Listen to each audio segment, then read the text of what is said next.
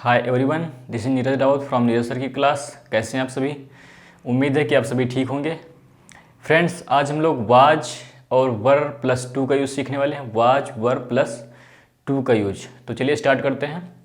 Was were plus to, was to या were to. Friends, वैसे तो हम लोग वाज और वर का यूज पास्ट कंटिन्यूअस टेंस या फिर पास्ट सिंपल टेंस में करते हैं, बट यहाँ पर हम लोग वाज के साथ वर के साथ टू लगा के देखेंगे सेंटेंस में क्या चेंज आता है। सेंटेंस के लास्ट में क्रिया के अंत में वाला था, वाली थी, वाले थे अगर हमें दिखता है तो हम कंसीडर करते हैं कि ये हमारा सेंटेंस वाज टू या फिर वर टू की मदद से ट्रांसलेट किया जाएगा।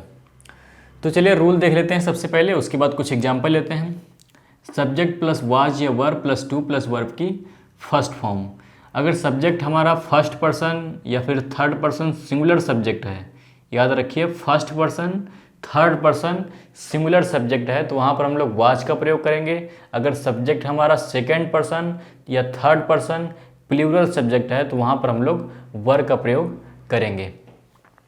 निगेटिव में देखिए सब्जेक्ट, उसके बाद सब्जेक्ट के अकॉर्डिंग वाज या वर, उसके बाद plus not plus two plus verb की फर्स्ट फॉर्म। इंटरोगेटिव सेंटेंस में देखिए हेल्पिंग वर्ब सबसे पहले वाज या वर, उसके बाद सब्जेक्ट। ऐसे वाक्य निगेटिव भी हो सकते हैं, अगर ऐसे वाक्य निगेटिव हैं तो उसके लिए सब्जेक्ट के जस्ट बाद नॉट आएगा, प्लस टू प्लस वर्ब की फर्स्ट फॉर्म क्वेश्चन मार्क। ये हमारा रूल है इंटरोगेटिव सेंटेंस की फर्स्ट कैटेगरी, जहाँ पर हम लोग सेंटेंस या प्रश्न का जवाब हम लोग यस और नो में देते हैं। अगर आपको प्रश्न का जवाब डिटेल में देना हो, रीजन बताना हो, जैसे क्या कल बारिश होने वाली थी, तो यहाँ पर आपको यस और नो में जवाब देना होता है। अगर यहीं पर आपसे रीजन पूछा जाए कि कल बारिश क्यों होने वाली थी, तो ऐसी सिचुएशन में आपको यस और नो में जवाब नहीं देना होता है। यहाँ पर आपको रीजन बताना होता है, कारण बताना होता है, डिटेल में प्रश्न का जवाब देना होता है। तो ऐसी सिचुएशन में हम लोग WH फैमिली मेंबर सबसे पहले लगाते हैं, हेल्पिंग वर्ब के पहले लगा देते हैं, बाकी रूल सेम रहता है। तो WH फैमिली मेंबर क्या होते हैं, जैसे व्हाट, व्हाई, व्हेन, हु, हुम, इस तरह के जो शब्द होते हैं प्रश्नवाचक शब्द भी नहीं कहते हैं और WH फैमिली मेंबर भी नहीं कहते हैं। तो चलिए रूल आपको समझ में आ गया होगा। अब कुछ एग्जाम्पल लेते हैं। तो फ्रेंड्स, एग्जाम्पल हमने ले लिए हैं। पहला एग्जाम्पल देखिए, ट्रेन आने वाली थी, वाला था, वाली थी, वाले थे अगर सेंटेंस में क्रिया के अंत में आता है तो हम लोग वाज या वर प्लस टू से सेंटेंस को ट्रांसलेट करते हैं। तो चलिए इसे ट्रांसलेट करते हैं। अफर्मेटिव सेंटेंस है हमारा, क्योंकि यहाँ पे कोई ना का सेंस नहीं, कोई प्रश्न नहीं पूछा जा रहा, तो ये हमारा अफर्मेटिव सेंटेंस है। तो अफर्मेटिव सेंटेंस के रूल के अकॉर्डिंग सबसे पहले सब्जेक्ट हमारा है ट्रेन, द ट्रेन। फ्रेंड्स, यहाँ पर द क्यों लगाया जाता है? द एक आर्टिकल होता है। द हम लोग इसलिए लगाते हैं जब हम किसी एक स्पेसिफिक चीज़ के बारे में बात करते हैं, किसी एक पार्टिकुलर चीज़ के बारे में बात करते हैं, तो वहाँ पर हम लोग द लगाते हैं। जैसे यहाँ पे द ट्रेन है, तो ट्रेन तो दुनिया में बहुत सारी हैं, बट हम जब किसी एक ट्रेन के बारे में बात करते हैं तो वहाँ पर हम लोग द लगाते हैं। तो द ट्रेन, तो द ट्रेन हमारा थर्ड पर्सन सिंगुलर सब्जेक्ट है तो उसके अकॉर्डिंग वाज लगेगा। द ट्रेन वाज, उसके बाद टू वर्ब की first form, the train was to come, train आने वाली थी। अगला देखिए, बारिश होने वाली थी, तो यहाँ पर क्या बारिश एक सब्जेक्ट है? नहीं, बारिश हमारा ऑब्जेक्ट है। बारिश होने वाली थी क्योंकि बारिश करने वाला कोई दूसरा व्यक्ति है, तो यहाँ पर हम लोग सब्जेक्ट के लिए इट का प्रयोग करेंगे, इट।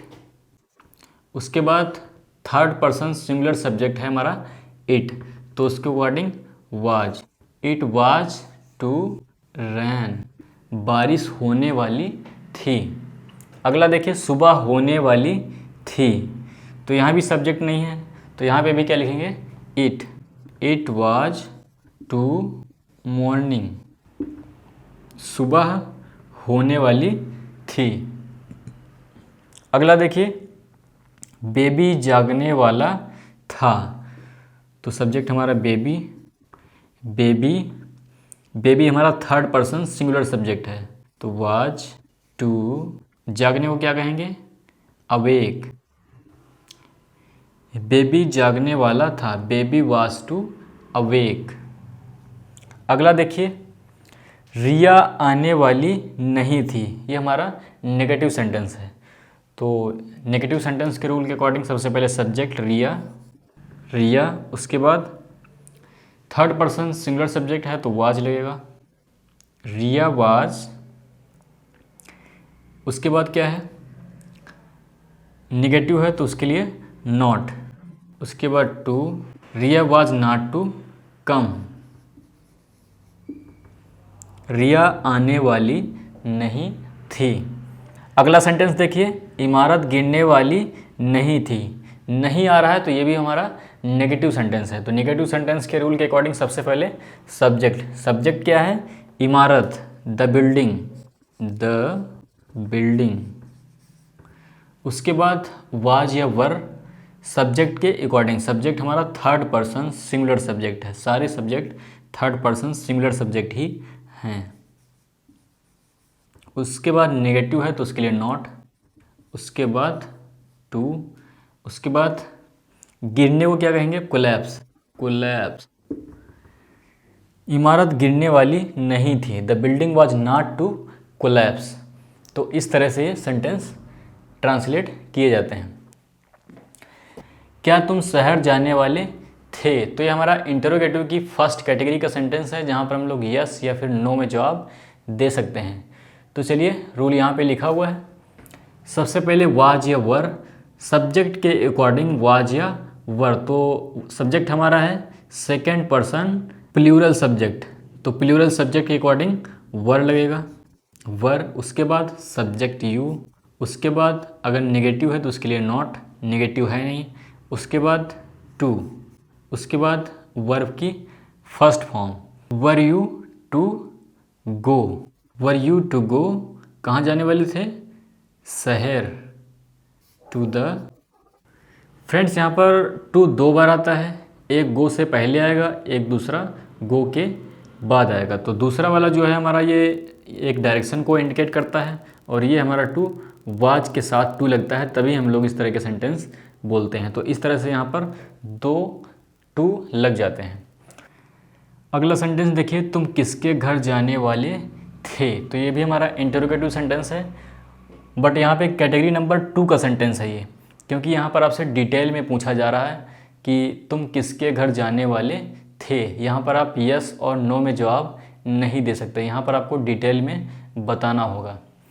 तो चलिए डिटेल में अगर सेंटेंस को बनाना होता है तो WH फैमिली मेंबर वाज या वर के पहले लगा देते हैं, कैटेगरी नंबर 2 का सेंटेंस हो जाता है।